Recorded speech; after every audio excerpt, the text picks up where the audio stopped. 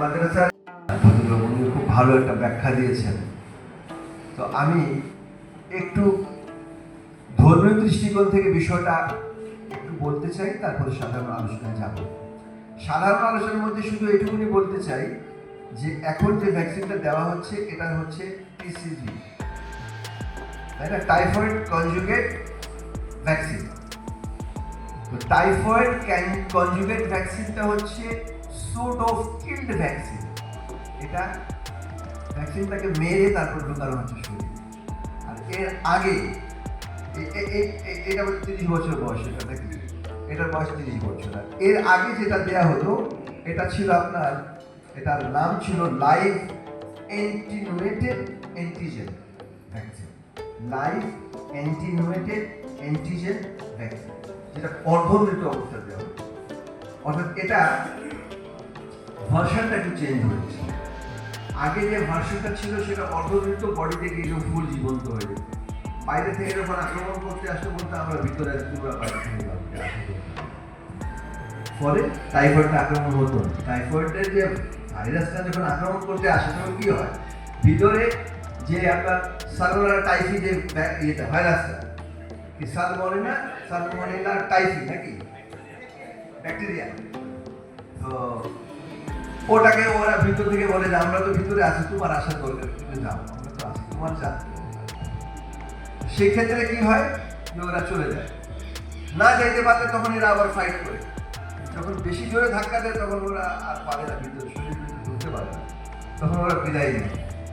তো এটা আগে যেটা হতো যে এটা ছিল আপনার live attenuated antigen vaccine, half মরা ছিল। ওইটার আরেকটু উন্নত ভার্সন হচ্ছে এখন টিসি, অর্থাৎ টাইফয়েড কনজুগেটেড ভ্যাকসিন। স্কুল বন্ধ হয়ে যায়, এই বন্ধর মধ্যে এটা একটু থেমে গেছে। আবার আগামীকাল 7 তারিখ এবং 8 তারিখ এই দুই দিন আমরা পাবো, 11 তারিখের আগে।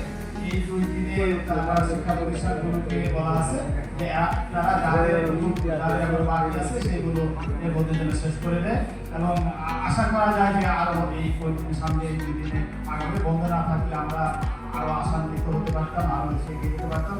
যাই হোক, আমরা সম্মিলিতভাবে বিভিন্ন সেক্টরের মাধ্যমে, বিভিন্ন সহযোগী সংগঠনের মাধ্যমে করে যাচ্ছি। আশা করি ইনশাআল্লাহ আমরা সফলতা হব। ধন্যবাদ। এই পর্যায়ে আমি ডিস্ট্রিক্ট প্রাইমারি এডুকেশন অফিসার স্যারের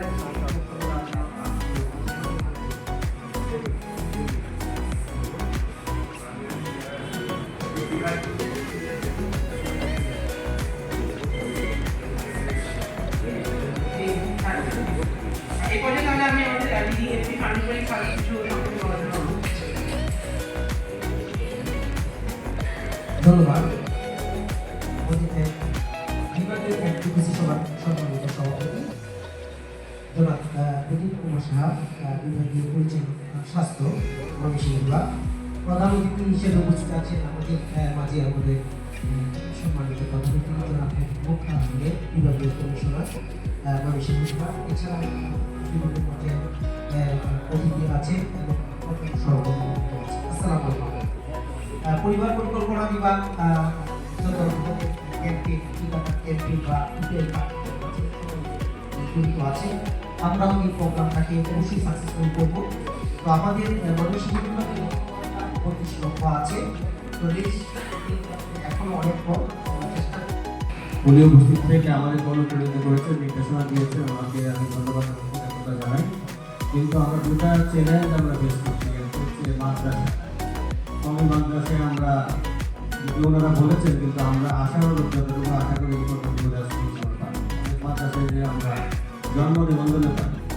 তো আমরা রেজিস্ট্রেশন আরেকটু করেছিলেন, রেজিস্ট্রেশন কার্যত আমরা 22 তারিখ যখন একটা বেশি মিটিং করি তখন আমাদের ছিল মাত্র 20 তারিখ।